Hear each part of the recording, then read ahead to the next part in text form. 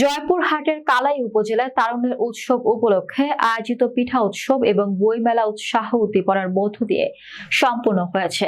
2 দিন ব্যাপী এই আয়োজন স্থানের সংস্কৃতি ও সাহিত্য প্রেমীদের জন্য এক অনন্য মিলন মেলায় পরিণত হয়।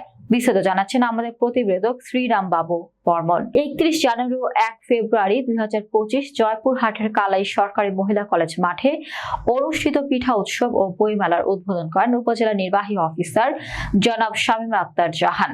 উদ্বোধনী অনুষ্ঠানে আরো উপস্থিত ছিলেন কালাই উপজেলার সহকারী কমিশনার মোহাম্মদ ইফতেখার রহমান, কালাই সরকারি ময়নউদ্দিন উচ্চ বিদ্যালয়ের ভারপ্রাপ্ত প্রধান শিক্ষক মোহাম্মদ সাইফুল ইসলাম বকুল, কাকুলি শিশু নিকেতন ও সদর উচ্চ বিদ্যালয়ের প্রধান শিক্ষক নুরুল ইসলাম, স্থানীয় গণ্যমান্য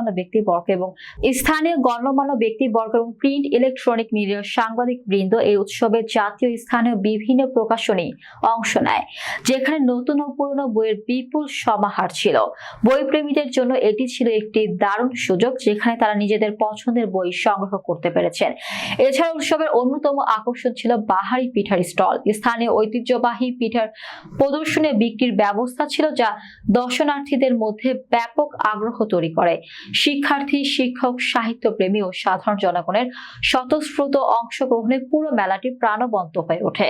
আয়োজকদের পক্ষ থেকে জানানো হয়েছে, এই ধরনের উদ্যোগ তরুণ প্রজন্মকে বই ও সংস্কৃতির প্রতি আগ্রহী করে তুলতে গুরুত্বপূর্ণ ভূমিকা রাখবে।